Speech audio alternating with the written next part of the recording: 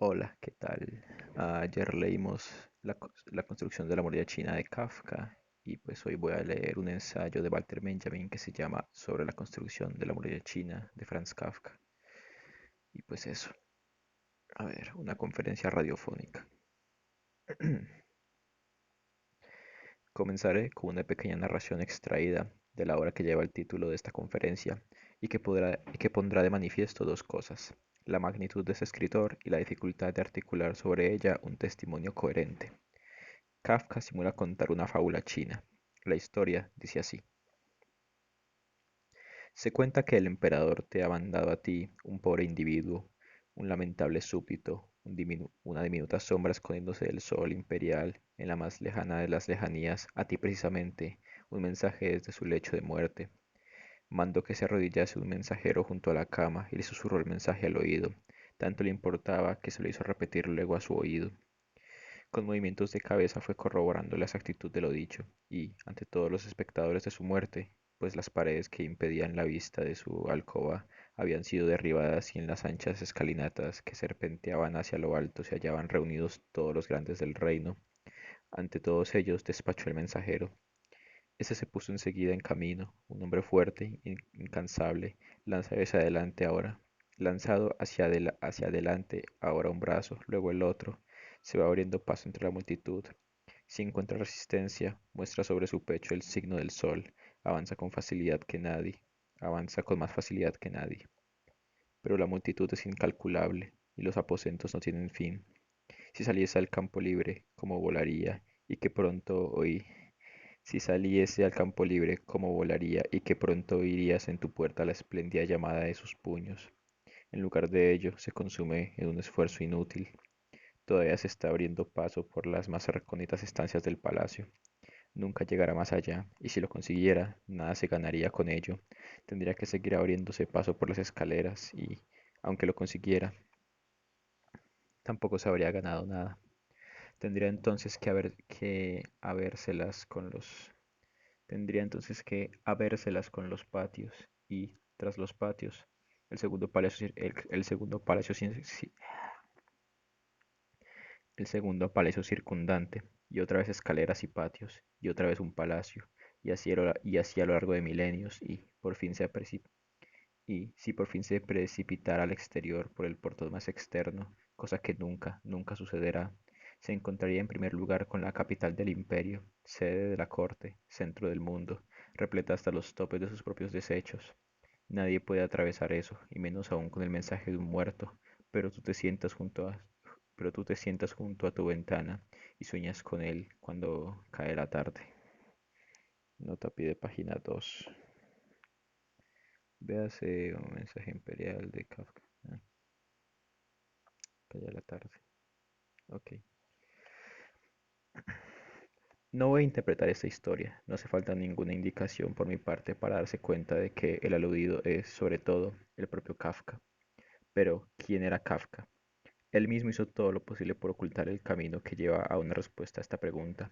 Resulta evidente que quien está en el centro de sus novelas es él mismo, lo cual, en cierto modo, lo empuja a ser invisible a su protagonista, a hurtárnoslo, al esconderlo en lo trivial.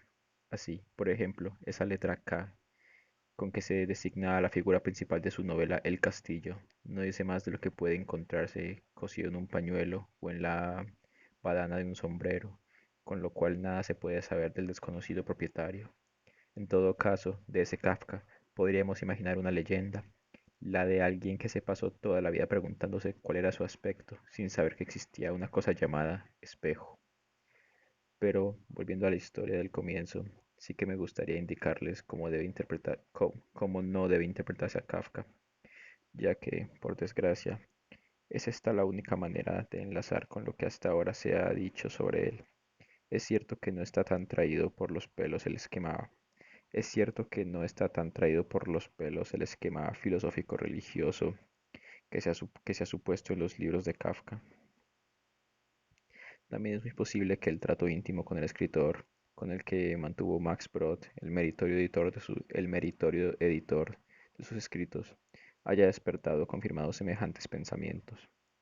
Pero todo esto supone dar un considerable rodeo para evitar, y casi diría que violentar, el mundo de Kafka.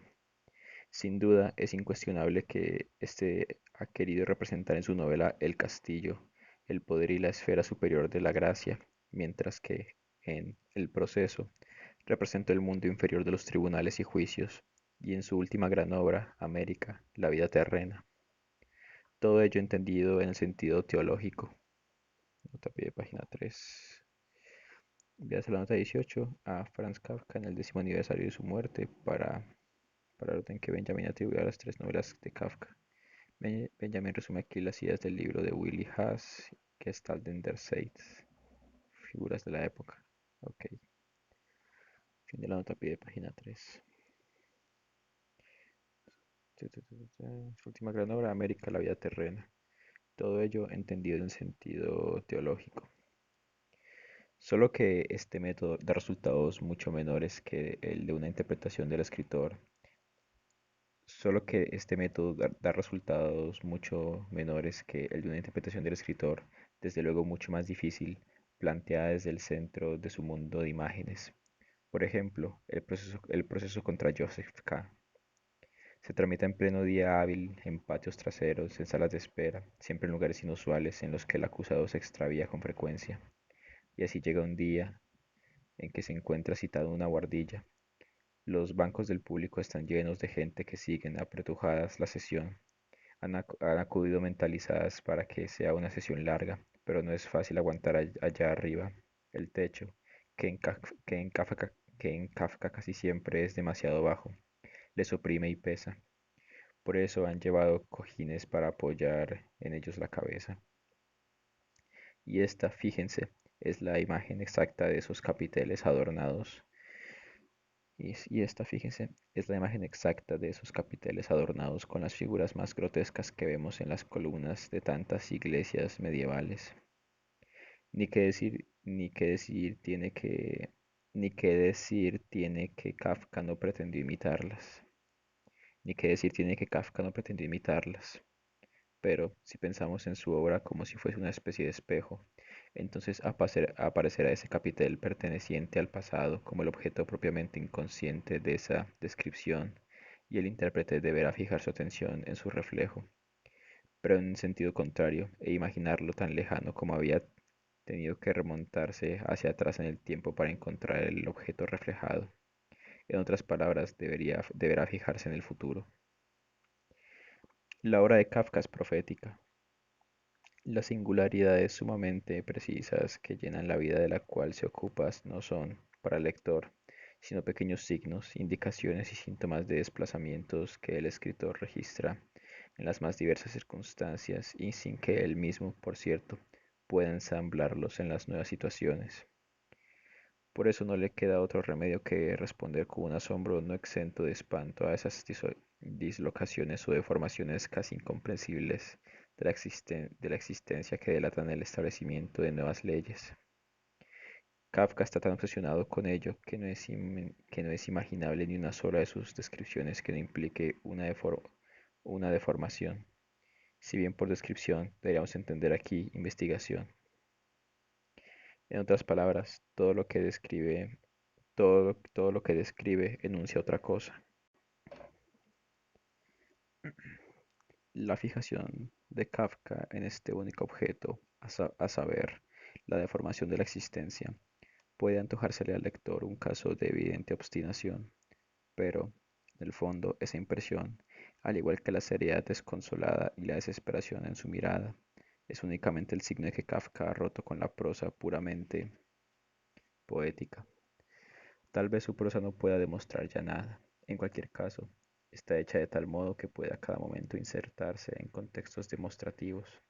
Habrá que recordar aquí la forma de la Agadá, así se llaman entre los judíos las historias y anécdotas de la literatura rabínica que sirven de ilustración y confirmación de la doctrina, esto es, de la halajá, al igual que las partes de la Agadá en el Talmud.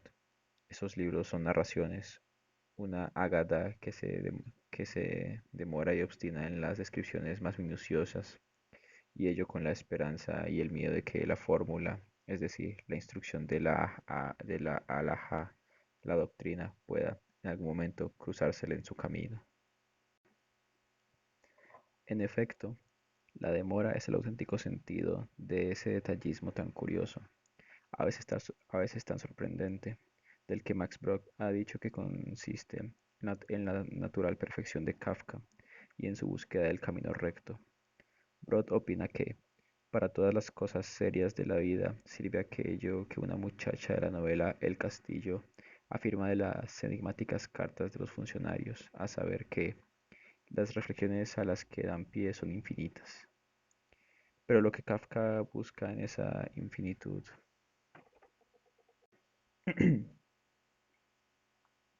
pero lo que Kafka busca en esa infinitud es precisamente la posibilidad de conjurar el miedo al final. Por eso su detallismo tiene un sentido muy distinto del de los episodios descriptivos de cualquier otra novela. Las novelas buscan bastarse a sí mismas, los libros de Kafka nunca, porque son historias preñadas con una moraleja que jamás llegan a dar a luz. El escritor ha aprendido, si es que debe hablarse de eso, no de los grandes novelistas, sino de autores mucho más modestos, de los narradores, sino de autores mucho más modestos. Entre sus escritores preferidos estaban el moralista John Peter Hebel y el enigmático Robert Balzer. Ya hemos hablado antes de la cuestionable construcción filosófico-religiosa en que se ha querido basar la obra de Kafka y en la cual se ha hecho y en la cual se ha hecho el cerro de El Castillo algo así como la sede de la gracia. Que los libros hayan quedado sin terminar, eso sí que es el dominio propio de la gracia. Que en Kafka no se exprese nunca la ley como tal, esa, y no otra cosa, es la gracia de lo fragmentario. Quien tenga dudas al respecto, que lo confirme según lo que Max Brod refiere de sus amistosas conversaciones con el escritor sobre el final que planeaba para El Castillo. Tras una larga vida, sin fuste y sin calma en aquella aldea, K se encuentra inerte, perdidas las fuerzas en la lucha, en su lecho de muerte, y, entonces, por fin, aparece el mensajero del castillo, con la noticia decisiva. Este hombre no tiene ningún derecho a habitar en esta aldea, pero, en consideración a ciertas circunstancias menores y marginales, se le permitirá vivir y trabajar en ella. El hombre, sin embargo, muere en este preciso instante, seguro que se dan cuenta de que esta narración, preciso instante, seguro que se dan cuenta que esta narración pertenece al mismo orden de la fábula con la que hemos comenzado. Además, Brod nos ha comunicado que en esta aldea y al pie de la montaña del castillo Kafka imaginaba un pueblo real, Surau, en los montes metálicos. Por mi parte, creo reconocer en ella la aldea de una leyenda del Talmud. Es una leyenda con la que un rabino contesta la pregunta la pregunta capciosa de por qué el judío prepara el viernes por la tarde, en vísperas del sábado, un banquete. Cuenta entonces la historia de una princesa que languidecía en el destierro, lejos de sus gentes y entre un pueblo cuya lengua no entiende. Un día la princesa recibe una carta con la noticia de que su prometido no la ha olvidado y se ha puesto en camino para encontrarla.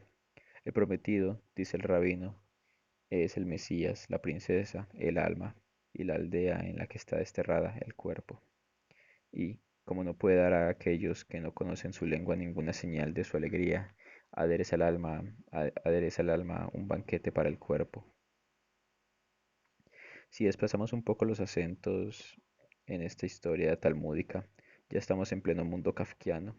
El hombre actual vive en su cuerpo como K, en la aldea al pie de las montañas del castillo, como un extraño, como un paria que nada sabe de las leyes que unen a ese cuerpo con otros órdenes superiores. Quizá ilustre este aspecto, quizá ilustre ese aspecto del asunto el hecho de que Kafka ponga con tanta frecuencia animales en el centro de sus narraciones. Podemos estar leyendo un buen rato sus historias de animales sin percatarnos en absoluto de que no se habla en ellas de seres humanos. Al dar con el nombre, al dar con el nombre del animal, un ratón o un topo, reaccionamos asustados y advertimos de repente lo lejos que estamos del continente de lo humano. Además, la lección de animales que Kafka utiliza para envolver sus propias ideas merece ser comentada. Siempre son de los que viven metidos en la tierra, o al menos como el escarabajo de la transformación, de los que se esconden entre las grietas y hendiduras del suelo. Esta, esta querencia por las madrigueras es lo que al escritor le parece más adecuado para los miembros de su generación y su entorno, gente aislada que desconoce la ley. Pero esa falta de legalidad no ha estado siempre ahí. Kafka no se cansa de escribir los mundos de los que habla como polvorientos, corrompidos, anticuados. Los aposentos en los que se desarrolla el proceso están todos envejecidos, igual que los ordenamientos según los cuales se procede. Los aposentos en los que se desarrolla el proceso están todos envejecidos, igual que los ordenamientos según los cuales se procede en la colonia penitenciaria o los hábitos sexuales de las mujeres que ayudan acá, pero no solo en las figuras femeninas que viven, por cierto, en una promiscuidad sin límites. Podemos palpar la depravación de ese mundo. Con la misma desvergüenza la proclama en sus obras y manejos el poder superior, del que acertadamente se ha dicho que es tan cruel como el inferior, y que, como él, juega con sus víctimas como el gato con el ratón. Ambos mundos son un laberinto medio oscuro, polvoriento, estrecho, mal ventilado, con sus cancillerías, despachos y salas de espera, con una jerarquía incomprensible de funcionarios bajos, altos y muy altos, todos ellos inabordables, además de procuradores, conserjes, abogados, auxiliares y ujieres, que en conjunto no producen más que el efecto de una ridícula y absurda parodia ridícula y absurda parodia burocrática. Nota a pie de página 5. Benjamin cita el libro de Willy Haas, Gesalten der Zeit. Ok, volviendo al texto. Parodia burocrática. Se ve bien que los círculos superiores viven tan ignorantes de la ley como los inferiores y que, al no haber barreras divisorias, las criaturas de todos los órdenes se entremezclan unidas furtivamente por un único sentimiento, el miedo. Un miedo que no es reacción sino órgano, y no es difícil determinar para qué tienen en todo momento tan despierta y agudizada esa sensibilidad. Y no es difícil determinar para qué tienen. Pero antes de que conozcamos objeto, da mucho que pensar la curiosa duplicidad de dicho órgano. Recordemos la metáfora del espejo al comienzo. Ese miedo es a la par y por partes iguales, miedo ante lo muy antiguo, ante lo inmemorial, y miedo también ante lo más próximo, ante lo inmediato por venir. Para decirlo con una frase, es miedo ante la culpa desconocida y ante su expiación, cuya única bendición es que nos da a conocer cuál era esta culpa, porque la deformación tan precisa y tan característica del mundo de Kafka procede del hecho de que en él lo nuevo, grande y liberador se presenta bajo la figura de la expiación, siempre y cuando lo que ya ha sucedido no esté comprendido, confesado y resuelto por completo. Por eso Willy Haas ha acertado claramente al descifrar cómo olvido la culpa desconocida que desencadena al proceso contra Joseph K. La creación literaria de Kafka rebosa de configuraciones del olvido, y estas deben verse como mudas súplicas para que por fin nos vengan algo a la mente. Pensemos en el relato titulado La preocupación del padre de familia, en esa extraña madeja o carrete parlante llamada Odradek, que nadie sabe lo que es, o del escarabajo, el héroe de la transformación, del que sabemos muy bien lo que era, a saber, un hombre, o en la cruza, ese animal que es mitad felino, mitad cordero, y para el cual el cuchillo del matarife se advierte. Tal vez sería una redención.